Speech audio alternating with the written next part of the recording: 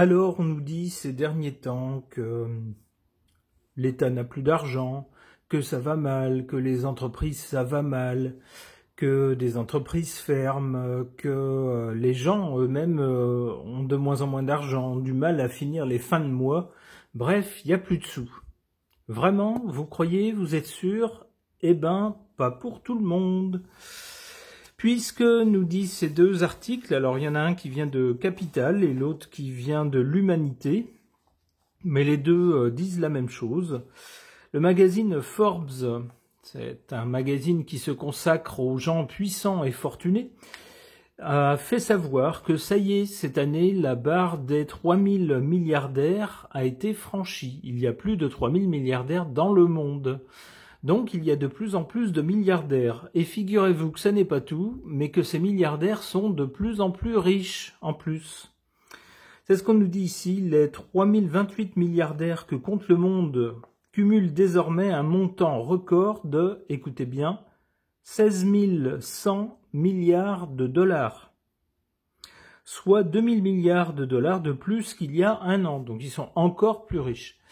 Et l'article nous explique, l'article de l'Humanité nous explique que si on cumule la fortune de tous ces milliardaires, ça fait le produit intérieur brut cumulé de tous les pays du monde, sauf les États-Unis et la Chine. Mais tous les autres cumulés, ça fait ça. Donc c'est pour donner un ordre de grandeur, parce que passé un certain niveau, on a la tête qui tourne, on ne sait plus ce que ça veut dire. Tous ces chiffres. On nous dit donc ici la même chose, les milliardaires n'ont jamais été aussi nombreux ni aussi riches. On nous dit jamais la liste n'avait été aussi longue. Pour la première fois, donc, selon le classement de Forbes, le monde compte 3028 milliardaires. Alors, on nous dit on nous parle aussi de leur fortune cumulée, puisque c'est à nouveau un record. Alors, qui sont ces milliardaires? Eh bien, le premier, c'est Elon, monsieur Elon avec un M, le monsieur qui fabrique des voitures électriques, suivi du monsieur qui s'occupe de Facebook, qui est à la tête, entre autres, de Facebook et de toutes les autres compagnies appartenant au même groupe, puis le monsieur qui vend des choses sur Internet avec le site qui va de A jusqu'à Z, Ama quelque chose. Voilà, on trouve ensuite quelques petites surprises. Alors, nos milliardaires français à nous font assez pâle figure, ils arrivent en 5e position et bien après. On nous dit qu'il y a une majorité de milliardaires aux États-Unis, mais pas seulement. Ensuite, le second pays, c'est la Chine, puis l'Inde. On nous dit qu'on trouve des milliardaires également ailleurs, et pour la première fois cette année, on trouve aussi un milliardaire en Albanie, un pays très pauvre en Europe. On nous dit également que l'un des nouveaux milliardaires est le chanteur Bruce Springsteen, qui s'était fait une image de chanteur de la classe ouvrière, des petites gens. Eh bien, on voit que voilà, ça lui a bien réussi. Alors, donc tous ces gens sont de plus en plus nombreux à être riches, et ils sont de plus en plus riches. Alors, comment ça se fait que nous on est pauvres et de plus en plus pauvres? Il n'y aurait pas un petit problème entre les deux? Allez, je vais devenir communiste et je vais dire, on souhaiterait qu'il y ait un petit peu plus de répartition. Non pas qu'on veuille que les gens très riches n'aient plus rien dans les poches, bien sûr, sinon ça serait plus la peine de se lever le matin pour aller gagner de l'argent. Mais c'est quand même dommage de voir des gens crever la faim, on va dire, pendant que d'autres ne savent pas quoi faire de leur argent. Alors par rapport à ces gens très très riches, et même de plus en plus riches, je voudrais savoir ce que les cartes peuvent m'en dire, et j'interroge donc le tarot, mon tarot.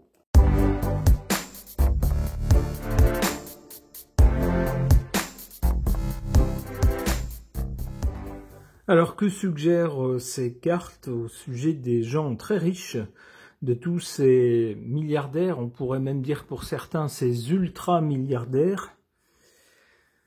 On a ici avec le jugement l'annonce, Cette annonce qui est publiée dans divers journaux, alors de droite comme de gauche, moi, je l'ai trouvée d'abord dans l'Humanité, mais j'ai vu que ça avait été repris dans Capital, qui est plutôt un site financier, mais en tout cas c'est claironné un peu partout, donc voilà, on nous annonce ça, ce qui ne manque pas d'énerver les petites gens qui ont un peu du mal à finir le mois. Au présent, on a cette carte du battleur qui pourrait souligner la jeunesse de certains de ces milliardaires.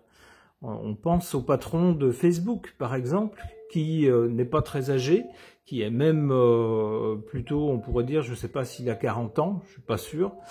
Mais si c'est le cas, ça reste quand même quelqu'un qui n'est pas très vieux. Et c'est un peu la même chose avec d'autres patrons de sociétés qui sont des sociétés de technologie moderne ou de choses liées à Internet et ce genre de choses. Ça pourrait être des plateformes aussi. Alors on sait que pour Monsieur M, c'est moins Internet et c'est plus les véhicules électriques, mais tout ça, ce sont des technologies plutôt d'avant-garde et plutôt nouvelles.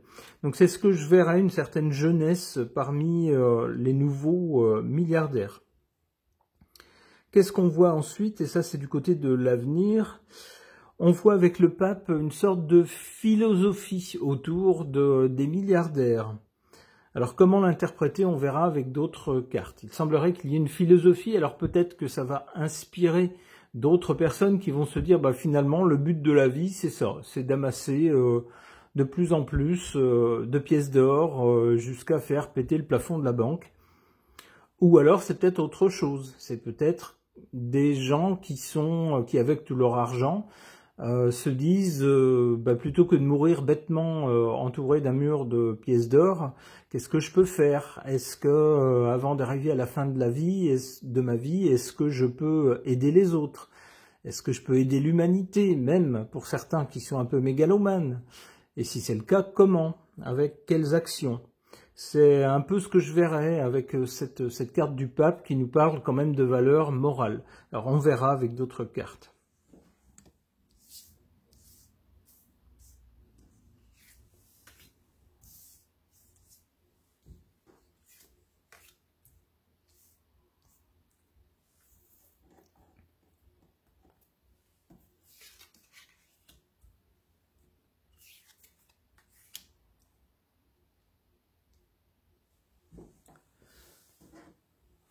En carte forte, en carte favorable, l'empereur.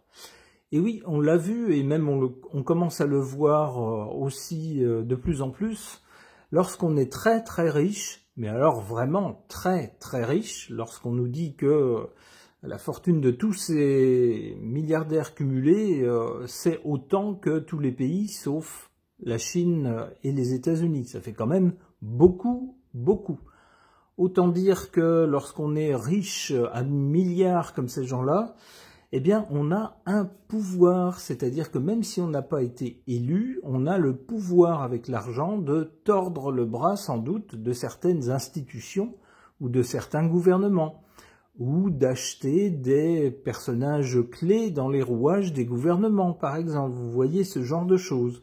Donc ça fait de vous, d'une façon ou d'une autre, quelqu'un d'important et quelqu'un qui a du pouvoir. En carte défavorable, ou en carte faible plutôt, la tempérance. Ben oui, on voit que cette histoire de milliardaire, ça ne se tempère pas. Alors que les gens pauvres semblent être de plus en plus pauvres, on en sait quelque chose en Europe, avec beaucoup de déboires, beaucoup de problèmes avec le niveau de vie au quotidien, eh bien ces gens-là, eux, semblent n'avoir aucune limite dans leur avidité. Qu'ils fassent attention parce qu'on sait comment ça se finit.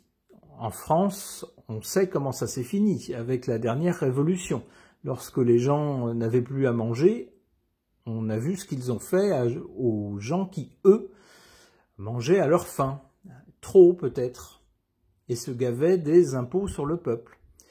Donc, avec cette carte de la tempérance en position faible, ou donc de l'intempérance, c'est une carte qui tendrait à dire à ces milliardaires, attention, attention, pensez à répartir un peu. On ne vous dit pas de tout donner, mais essayez quand même de penser un peu aux autres, dans votre propre intérêt, pour que ça ne se finisse pas très mal. C'est amusant, du côté de l'avenir, on a le pape et la papesse. Le pape, je le voyais tout à l'heure comme des valeurs morales auxquelles ces milliardaires vont devoir réfléchir, puisqu'il y a un moment où c'est plus tenable, si on est riche à milliards à pouvoir acheter des pays entiers, et puis qu'en même temps, il y a des gens qui n'arrivent pas à finir le mois, il y a des gens qui se privent de manger parce qu'ils n'ont pas d'argent. Il y a quand même quelque chose qui ne va pas. Entre les deux, il y a certainement... on ne parle pas, bien sûr, hein, de mettre tout le monde au même niveau. Il faut bien quand même que le risque, l'entreprise, le fait de se donner du mal, ça rapporte. Mais est-ce que c'est vraiment le cas? Est-ce qu'il y a pas des fortunes qui sont faites des fois de façon un peu bizarre et puis de façon excessive, hein? On voit certaines vedettes aussi, par exemple, qui gagnent beaucoup d'argent. On se dit, est-ce qu'elles travaillent vraiment autant? Est-ce qu'elles se donnent vraiment autant de mal que certaines petites gens? On ne sait pas. Enfin, la question reste posée, hein. Bien sûr, je ne jette pas la pierre aux milliardaires, je serais très heureux d'en être un. La vie serait belle, mais c'est pas le cas. Ça veut dire aussi que quand on a plus que les autres, forcément, on a des questions morales qui se posent. Avec la papesse, on a justement des gens, on nous parle de gens intelligents, donc des gens qui réfléchissent à leur situation, et puis également de choses cachées. Alors, peut-être aussi que certaines de ces personnes, de ces riches milliardaires, ont commencé à se dire, si le reste du monde devient de plus en plus pauvre, il faudrait qu'on trouve un moyen que notre super fortune ne se voit pas trop, sous peine de déclencher des hostilités. C'est comme ça que je comprends cette carte de la papesse.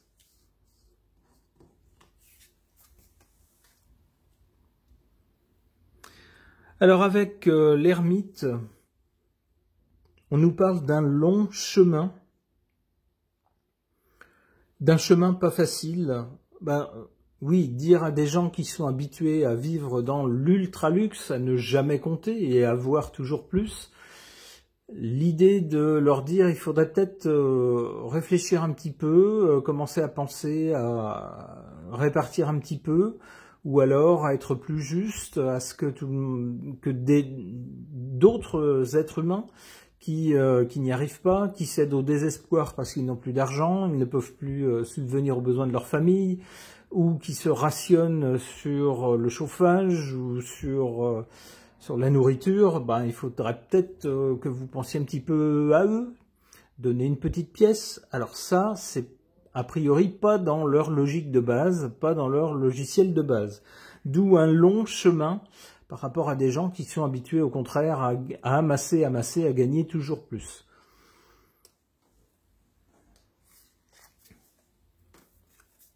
Remarquez que je ne jette pas la pierre non plus aux milliardaires, hein. C'est le sens des cartes. On a des milliardaires qui sont aussi des philanthropes qui donnent beaucoup, alors à des fondations, à des associations caritatives. Mais est-ce que c'est toujours complètement désintéressé? Je ne sais pas, la question est posée. Avec l'amoureux, ça va un peu dans le même sens.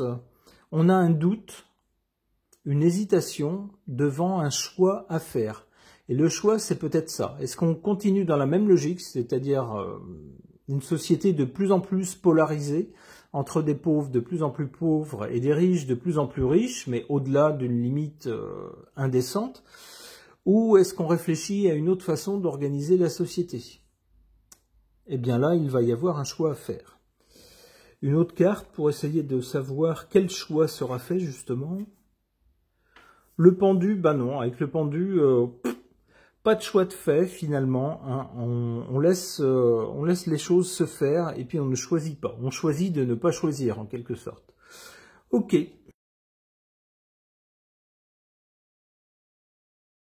Concernant les milliardaires de plus en plus nombreux et de plus en plus riches, j'interroge l'oracle du 6e jour de Fil Voyance.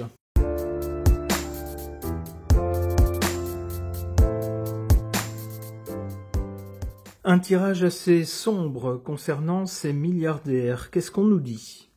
D'abord, on nous parle d'un secret. Bah oui, lorsqu'on est très très très riche, il faut éviter de trop montrer de signes extérieurs de richesse, de peur, de se faire voler, de se faire braquer, de se faire arnaquer, etc. Comme on dit, pour vivre heureux, vivons cachés. C'est-à-dire, on ne montre pas trop. Et puis comme ça, tout va bien, ça ne se remarque pas ou pas trop, on se retrouve entre personnes riches, et tout va bien. Il y a donc un certain secret autour de ces personnes très riches. Alors on connaît juste quelques noms, on connaît quelques chiffres, et puis au-delà de ça, c'est tout. Le secret, ça peut être aussi le secret de la façon dont ils se sont enrichis. Pour beaucoup d'entre eux, c'est du business, un business qui est tombé à point nommé, qui a répondu à un développement de la société et peut-être une attente de beaucoup de gens, et donc il y a eu un engouement exceptionnel, et le produit proposé sans doute convenait, donc ça a généré tout de suite beaucoup de profits et donc de la fortune. Mais est-ce que dans tous les cas, est-ce qu'il n'y aurait pas certaines pratiques parfois pas trop avouables ?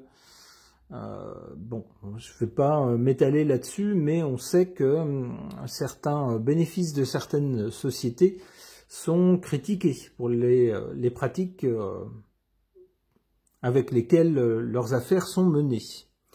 Alors pour le présent, on nous parle de sacrifice. Et qu'est-ce qu'on voit sur cette carte? On voit quelqu'un de puissant ici, l'homme est très musclé, qui tient une sorte d'épée, un glaive assez long, et qui s'apprête à frapper un petit, un innocent, qui est déjà à terre et sur lequel il met un pied, comme pour l'étrangler, et puis il s'apprête à le frapper. On voit une femme ici qui tente de le retenir, de l'empêcher, mais on voit bien un rapport de force très défavorable entre un faible très faible qui est complètement écrasé, et puis ici un fort très fort, qui n'a qu'un mouvement à faire, on pourrait dire, pour lui ôter la vie. En fait, ici, dans cette carte, on voit que le faible est complètement à la merci du fort. Alors c'est peut-être ce que nous dit le rapport de force actuel entre les ultra-riches et puis les gens très très pauvres. Que peuvent faire des gens très très pauvres face à l'immense fortune des très très riches, qui leur donne un pouvoir presque de vie et de mort sur eux. C'est ce que je comprends avec cette carte. Du côté de l'avenir, on a du chagrin. Il se pourrait que les choses à l'avenir changent pour ces personnes. On a vu dans le tirage précédent qui semblait nous parler de la nécessité de réfléchir à une certaine moralité. Alors la fortune, pourquoi pas? Ma foi, il n'y a rien de répréhensible dans le fait d'être riche. On aimerait tous l'être, à condition que ça soit bien acquis et non pas mal acquis, comme on dit.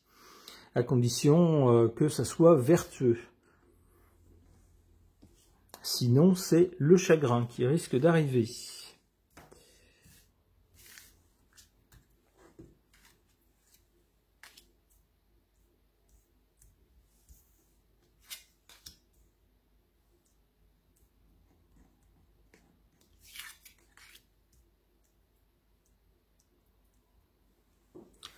Alors en carte positive, favorable, les voyages.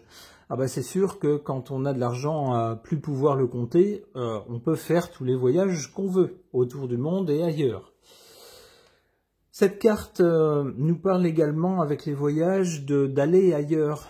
Et on se rend compte à la lecture des articles que je vous ai présentés que les milliardaires, c'est plus seulement maintenant juste aux États-Unis et puis dans quelques pays réputés pour leur haut niveau de vie. Alors on pourrait penser à la Suisse, on pourrait penser, je sais pas, peut-être au Luxembourg, peut-être à l'Irlande, peut-être également à des pays comme les Émirats, des pays comme ça, par exemple.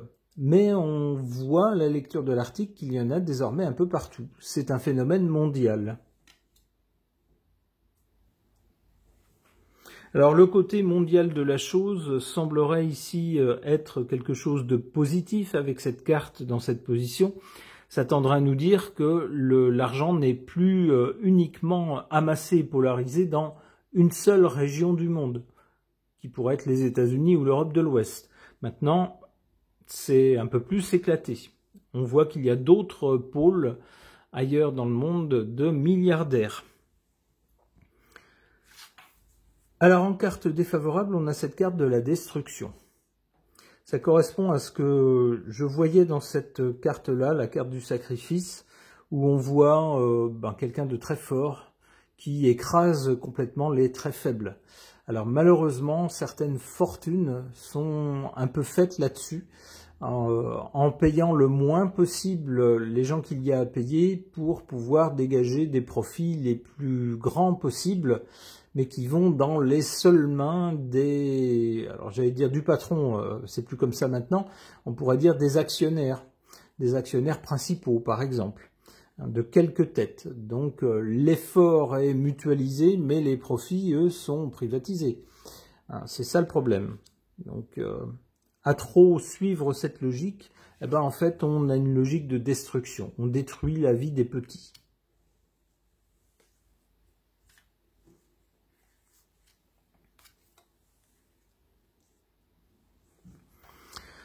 Alors du côté de l'avenir, pour nos chers milliardaires, on a le chagrin. Donc peut-être va-t-on leur demander de revoir un peu leur marge, de mettre la main un petit peu plus au porte-monnaie, ce qui sans doute va faire verser quelques larmes. Oh mon bon monsieur, c'est pas possible, le monde est devenu communiste, etc., etc. Mais comment allons-nous faire pour payer le yacht de ton frère ? Alors la médisance, c'est ce que je suis en train de faire, voilà. Je suis en train de me moquer gentiment des gens très riches. Alors moi je me moque gentiment, comme je l'ai déjà dit, je n'ai rien contre la richesse, on aimerait tous être riches, et puis si c'est acquis de façon honnête, ma foi, il n'y a rien de répréhensible. Mais bien sûr, lorsqu'il y a trop de différence entre des gens qui nagent littéralement dans l'argent et puis d'autres qui sont obligés de se priver pour y arriver parce qu'ils ne gagnent pas suffisamment, évidemment ça aigrit et pour certains ça les met même en colère.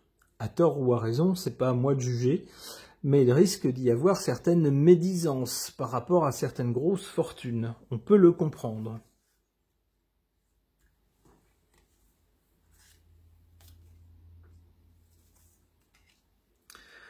Ensuite, on a cette carte de la tendresse. Alors, s'il y a médisance d'un côté, il y aura sans doute tendresse de l'autre. C'est-à-dire que si vous êtes un ultra-milliardaire, qu'on vous demande de faire des efforts, que vous n'en faites peut-être pas suffisamment et que vous vous retrouvez la cible d'attaque et de méchanceté, voire de médisance, eh bien, qu'est-ce que vous faites ensuite? Vous faites une opération tendresse.